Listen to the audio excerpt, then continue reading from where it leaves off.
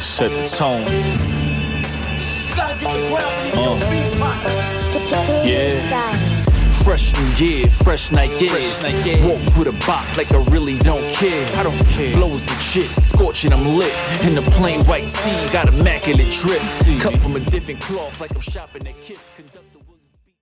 Ladies and gentlemen, welcome back to another episode of Don't Sleep on the Couch podcast. I go by Cash, aka Exec P. This is episode 193. If this is your first time here, welcome. If it's your second, third time, reoccurring listener, welcome back. If y'all didn't know, we talk about music, sports, entertainment, culture each and every week. That's what you can expect here. And kind of continuing with the trend in 2023, man, we doing a lot of artist interviews. This time, you have a familiar face. Factz, Ayo Shamir, man, like they just dropped It's Only Us Here. Beautiful, beautiful body of work. Can't wait to get into it and talk about all the things that these guys have going on, all of the freestyles Mickey's been killing, and just Pendulum Ink and so on and so forth. So I can't wait to get in this conversation. I won't hold you guys any further to the couch for the first time and second time with Shamir, Factz and Ayo Shamir, man. Y'all welcome to the couch. Yeah. What's going on? Not too bad, not too bad. How y'all feeling, man? You're still young. How y'all feeling with everything going on? Feeling good, man. Feeling good. Excited. I'm feeling good, man. Life is great. Life is really good. You know, just a lot of blessings, a lot of love. You know, same old. You know what I'm saying? Sure. Hey, Mickey, man, a lot of bars been spat, man, on these last couple weeks, man. Like, how many do you have in the chamber left? Are you still doing your freestyle rounds, man? Because it's been, you just gave 100 to the Academy just recently. I was just watching that. Like, you still got a little bit more in the chamber? I got about 120 left. Supposed to go up to Sway in February, and then also High Off Life out here in Atlanta in the next like 2 weeks. So yeah, I got like 120 left, and then my Flex joint ain't dropped yet. So yeah, you know, I'm sitting on some stuff. You know what I'm saying? Sitting on some stuff. Paul. For sure. I hear you. Hey, Shamir, man, what was it? How do you guys even get together in terms of just making a project? I know I first heard you guys together just as far as musically on JR's joint with Ransom. That's the first time, you know, if I'm not mistaken, that you guys have worked together. Am I right? Yes. Okay. So from there, man, how did anything materialize from that song, or was it just moving, you know, further along and kind of watching what Shamir's been doing, or vice versa? For me, it was you know, he was one of the lucky producers who slipped through the cracks. Because you know, I don't really be on that type of time. You know what I'm saying? He sent me something before. I liked the sound of it. I liked the fact that it was like trap soul. So, you know, I kept that in the back of my head because it felt like it was a sound that I haven't done before on my projects. So I don't even know what happened, honestly. He started sending me beats and they were hot, and I just kind of zoned out, and I said, let's do it. You know what I mean? All right. Shamir's been kind of... Go ahead. I think what really happened was the Elzai record with JR. That record he was fire. like, I wanted to get on that. And he actually did get on it. Yeah, how did that all go down? Because they smoked that, the original, man. Like, so how did that conversation go with you utilizing that beat? Because all I could see under the comments is just people asking where did that beat come from, who made the beat, and all along you back there, you know, squinting to every bar, you know what I mean? And, you know, of course I know, you know, who the beat was, man. So how did that go? How did it go with kind of asking JR to take that beat and levitate on it, so to speak, for me? Because that 100 bars, man, that was incredible. Well, JR was cool with it. He was like, go ahead, yo. Like, he was just really cool with it. And then, you know, Mick was like, yo, just loop it up. I'm going to spit 100 bars. I took the hook out, and man, he just spit pain on it. So Mick, you talked about this kind of wasn't a sound that you typically do, and I noticed that as well. And prior to it coming out and everything coming to fruition, I would talk to Shamir offline, and he was like, "Yo, Mickey ain't really spitting like this, or maybe I haven't heard him spit like this." Did these beats kind of take you to get a little bit more personal? Because from listening to you in the past, you've delved a little bit into your personal life, but not so much. Are you talking about your son a lot here, and just things you've been through in the industry a lot more on this project? It seems to me. I'm more of a conceptual artist. Like, I like to do concept projects. I do get personal, but not for like a full album. This was like a very full, personal, soulful album. You know, and because of where I am in my life and how I'm transitioning, from this super crazy underground lyricist to a successful businessman, I felt that it was important to not only share my journey, share some jewels and some gems, but also provide some good quality music that people could hold and latch onto, So Shamir provided a great sense of production, and people gravitated towards it. So there's some blogs. And it's really just a great space to be in to kind of go crazy like this on it. You know what I mean? Sure. I mean, you're talking about stuff like life insurance in the bars. You're talking about giving local businesses a shot versus global brands and stuff like that. What has shifted your mindset in terms of kind of giving the little man, so to speak? I won't call myself the little man, pause, but giving people like regular podcasts and just really different outlets a shot at you kind of gracing their stage, so to speak, and coming into their house and stuff like that. What makes you speaking on those type of things now? I mean, I think it's important that we support each other. So yeah, like pulling up to this podcast is just as important as, you know, doing Rolling Stone, you know what I'm saying, and having that drop. Like, I think it's important that people show respect and reverence to everybody who is attempting to add value to the culture. And I think my lyrics speak for themselves when it comes to the elevation of Black people and being financially set, being emotionally set, and having pride in what it is that you do as a Black person in America. So, I, I try not to turn down too many interviews. And Shamir brung this to me, and I said, "Yo, let's get it done. Let's do it." I'm with it. Sure. Shamir, what was your goal kind of going into this? Because this is a big look for you. You've done other projects, in its entirety with guys that we know and that get busy. But how was this a little bit different for you in terms of approach? It was different for me. Felt more pressure because I knew I worked fast, but like the first set of beats, I seen that Mick recorded to them. I sent them like 6 beats. He recorded to them like the next day. I was like, oh hell no, yo, like he working like this. So I stepped it up right there. Like I was like, at first it was overwhelming, but I adapted. But I knew I kept telling him, yo, this is gonna be your blueprint. This is gonna be your blueprint. Like where Jay-Z transitioned from Jigga Man to Hove and the business side of things. And that's what I kept seeing for him. And I had that in the back of my mind. Yeah, and I think it's true because Mick, a lot on this podcast I talk about like, yo, I love guys that can spit. I'm always gonna be in love with bars. Like it's never gonna leave me. Just being from Brooklyn, just like I just grew up in it. You know what I mean? I'm 40. I grew up in it. But the guys that make songs and do what you did on this project, I feel like I get a little bit piece of you, and you still had witty bars. So yeah, I think that analogy was really good, man. That being a blueprint and stuff like that. So that's a really dope analogy, Shamir.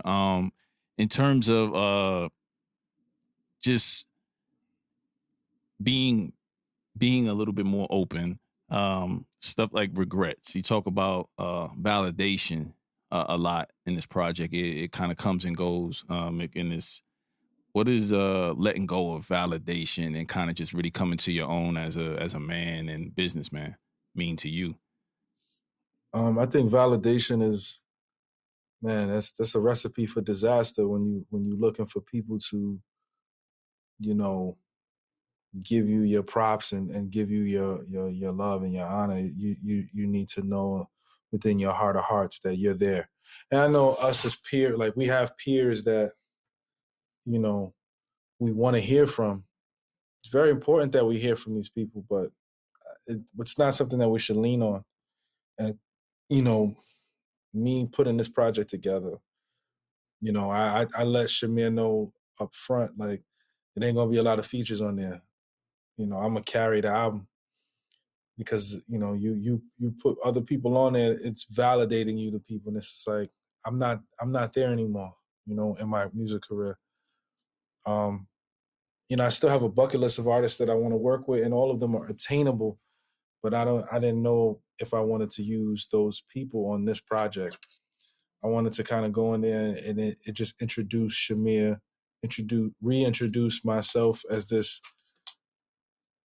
lyricist who can make really, really good songs, who's not afraid to do different things that most lyricists won't do. And for me, you know, I think that is the true testament of artistry. I don't know if we'll hear a lot of other artists do a lot of the types of songs and the types of flows that I did on this album. They just won't. Yeah, and I definitely wasn't expecting a lot of the stuff you did on here. You know what I mean? It did catch me off guard. Half and Half caught me a little off guard. You know, with you being a lot more melodic on here, so it's well noticed and well balanced. So again, hats off to you for that, man. One of my favorite songs on here is "Sleep Is for Suckers."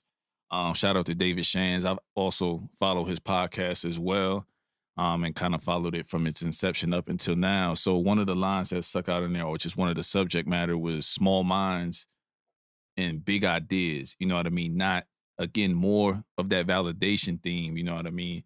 Can you kind of expand on that, on just kind of not letting people in on your big ideas and shutting that down from you, you know, kind of reaching your goals? Yeah, man. If you tell people that are not ready about plans that you have and you feel like they big plans, all they're gonna do is shut you down and encourage you not to do it. Especially, you know, people that have never done anything outside of what it is that they do. You know, I felt that it was important to drop that one particular gem. Don't tell small minds about big ideas. That's a very powerful statement because, man, people, not everybody, but some people are miserable where they are in life, and you know, they wanna live and remain in their stagnation. Sadly, I have nothing against anybody who lives in that way, but for me, I constantly crave creative elevation. And I believe that myself and Shamir achieved that with this album, and I've achieved it, you know, with my school. So let's get to that, man. Rolling Stone article recently, and it was centered on Pendulum Ink. Man, how did that get started? I know it's kind of co-partnered with what's got Chilla Jones, right? I wanted to say his real name, but Chilla Jones and a few other partners here with that, man. How did it get kind of started, and where was its kind of conception for people that don't know? Yeah, yeah. I don't think Shamir thought that when we were doing this album, that Rolling Stone would mention my guy, but you know, it's different when you work with me. I didn't even know. I You didn't even know. I know didn't what I'm even saying? know Double XL was gonna say something. Yeah, crazy, man, crazy, man. But he did tell me, just not even to go sidetrack. He said, "Yo, it ain't even about the streams, bro. It's about getting to the tastemakers." And he just opened up my eyes when he said that. For sure. Yeah. It's just, I mean, having a seat at the table and what you're gonna do with the opportunity once you get it, type of thing, man. Mm-hmm. You know what I mean? Taking it and running with it, man. I was quite fascinated with some of the things that you're teaching in there, like things that people actually need, the indie artists that we kind of champion on this podcast in terms of just information, contracts. You kind of lend in your personal touch to it in terms of things that you've been through as well.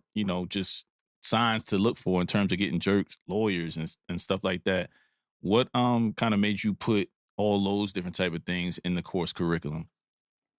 Well, to go back to your first question, right? Like I wanted to teach. I wanted to retire into teaching. There's no retirement plan for musicians. So I wanted to retire into teaching and nobody wanted to hire me. So I said, let me start my own school with some people that I know do this on this level. That's what I did. But in terms of the curriculum and what we offer, I had to sit back and say to myself, I can't just teach MCs how to write. Like, that's just one part of lyricism. They gotta learn how to flow. And then after kind of thinking about, all right, we're teaching them how to write, we're teaching them how to flow. What about the mental health side of it? So we had to add that component into it. So now they got the writing, they got the flow, they got the mental health. What's next? Business. We had to incorporate the business side of it. And I wanted to, for me, I like to go against the grain. I like chaos. I enjoy chaos. Chaos is amazing to me. Half and half is chaos on the album. That's chaos. It is. Lyricists using auto-tune, that's chaos. Right? Me showing my contract when I sign a record deal at Jive, that does not happen. Nobody is supposed to. That's chaos. Having a class about ghostwriting and how to get into that is chaos. People don't. Yeah. The stuff that I'm giving, it does not happen. This does not happen. Oh, the gatekeeping is real, man. Yeah, it's real.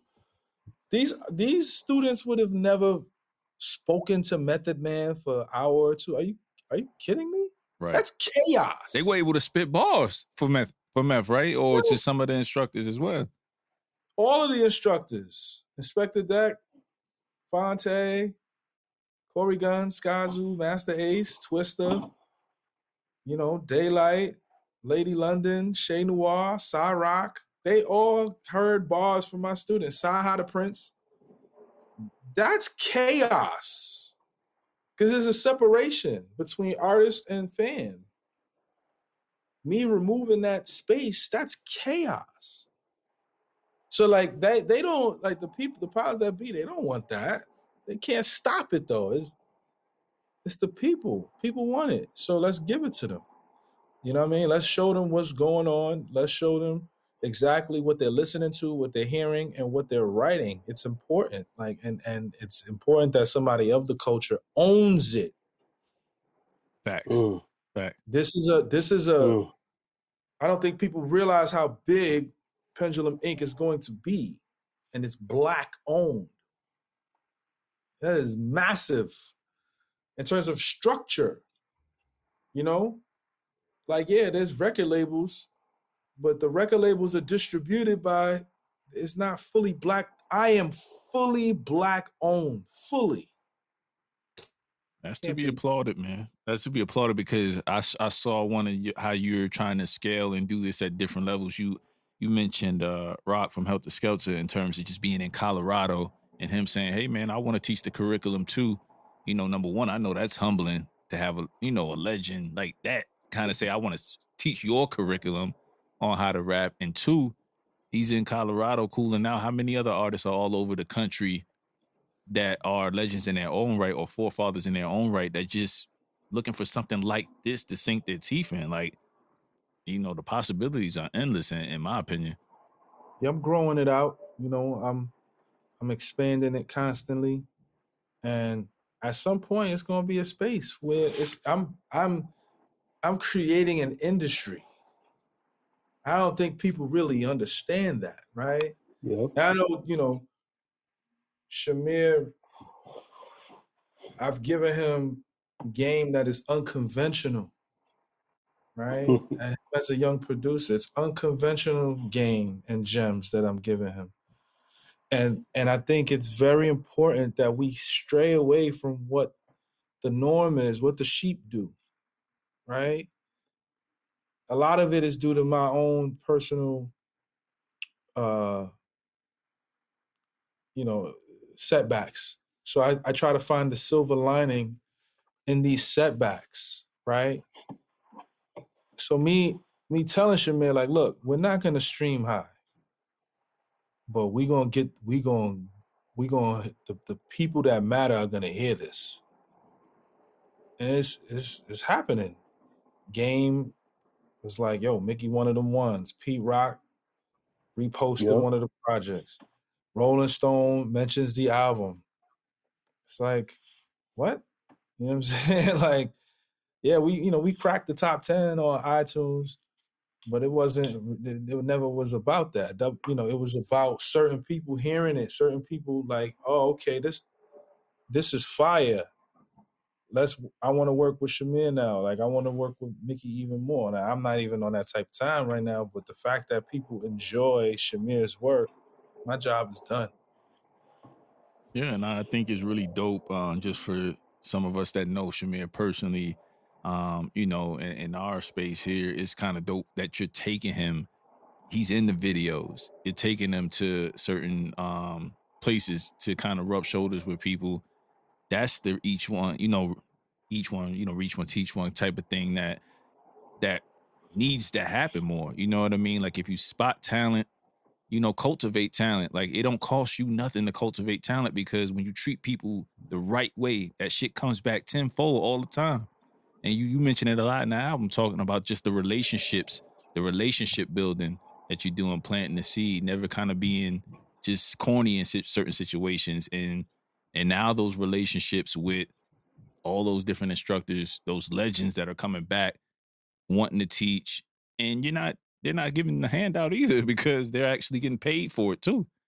I mean, you can't beat that, man. You can't beat that at all.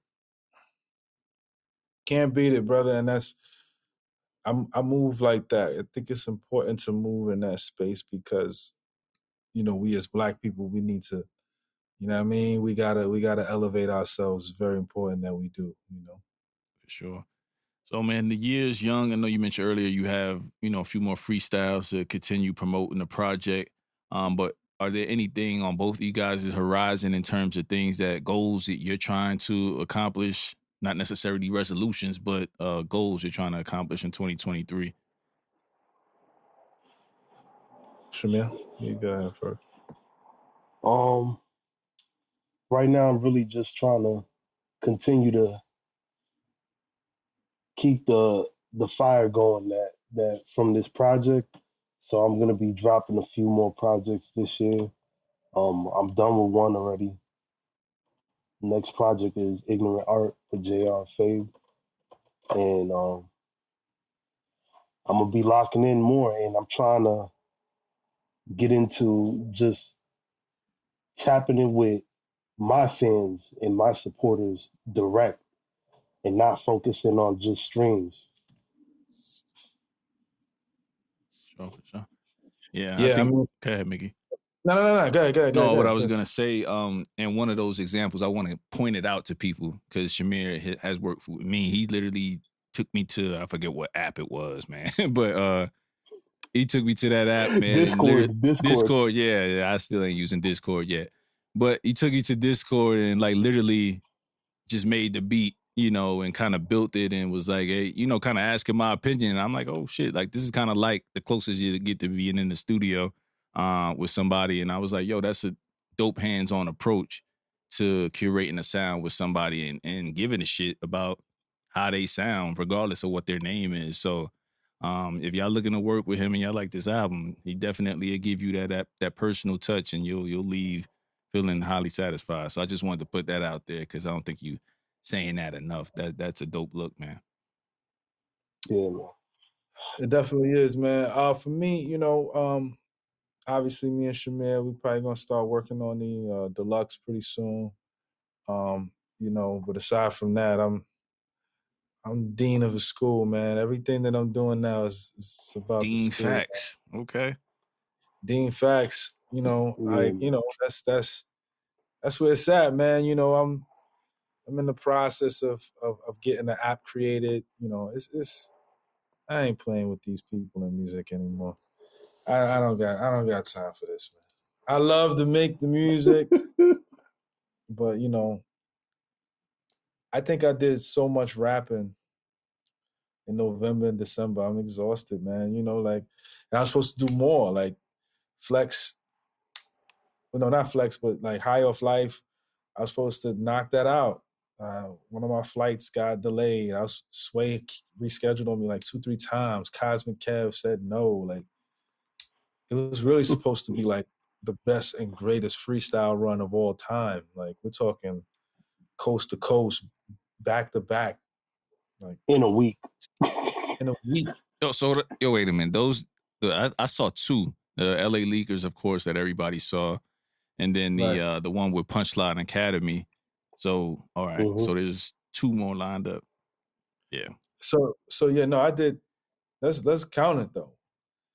I Bars did on Punchline 95, you missing Academy. that. I did Bars on 995 twice. Yep, I saw that one. Yeah, too. So Punchline Academy, Bars on 995 twice. Chinatown Sound. Mm-hmm. I did.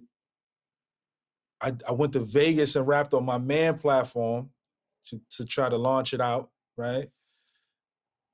I went to LA Leakers, Laced Up Flex, and it didn't drop yet, but I did that. Sway, right? Sway, that verse is done. And then, I just didn't record it. And then High Off Life, that's 9. Now, I wanted to also go to On the Radar.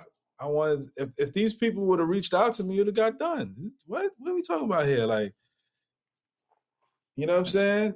Shamir was there for what? 4 of them? 3 of them. He didn't see the flex one. You didn't see the flex one, right? But I was there. He was there, but he didn't see it. I messed up one time. That's insane. At a minimum, it's probably like 60 bars per visit. So that's insane. 60 bars it per was visit. 100. It was 100. You had 100 bars. Every visit? Every visit wasn't 100. Okay. I gave Bars on 995 like 100 in total. I did those episodes back to back. So one episode got 40 and another episode got 60. LA Leakers, they got 100. Flex got 100. Punchline Academy got 100. Chinatown Sound, they only wanted 16. They only wanted 16. Sway, he got about 50, 60 coming to him. You know what I'm saying? High of Life, they got about 50. But, Cosmic Kev was supposed to get 100. Like, that's bare minimum. Punchline Academy got 100, B. That's insane. That's insane, man. Punchline Academy was a movie too, man. Yeah. It was like, Mick was like, yeah, we going to Vinny Idol's house. I was like, what? Right? As a producer, I said, what? Legend, I'm over here like, legend. yo, that's fire, boy. Damn, I love another legend during that D Block era, man. You know what I mean? Yeah. That Locks era. That's crazy. That's crazy, man. All right, man, fellas. Like I said, I don't want to keep y'all too long, man. I appreciate y'all time, man. The album, like Mickey, I ain't gonna lie, man. I'm on Mickey. I'm off. I'm on. I'm off. I'm listening, going back and forth. There's so much music out there. Won't lie to you, but this project is a very solid body of work. Continue to tell your story and be painfully honest, man. I think this is the Mick that people would like to hear a lot more of, and the bars on all these different platforms that you're spitting.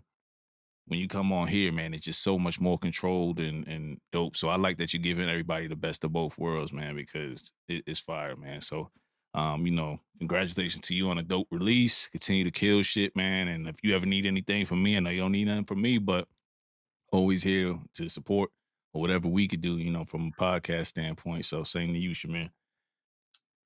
I appreciate that. Thank you so much for your support, man. It means a lot. It means a lot to me. It means a lot to Shamir. I can only imagine. That support is essential. Every person means something. And we hope that, when we put out the deluxe, people come out in droves to show love to this beautiful project. You know what I'm saying? For sure, man. So definitely shout out to all the features. Didn't mention that before.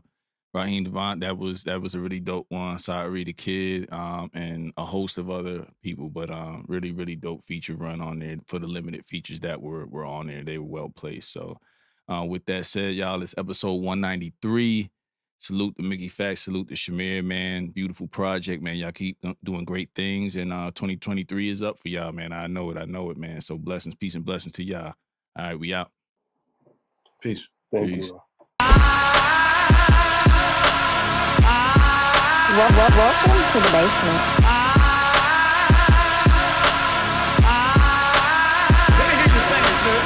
I drop gems, I'm hard, just peep the wordplay. I came to kill and resurrect on the 7th day. So red to push the button.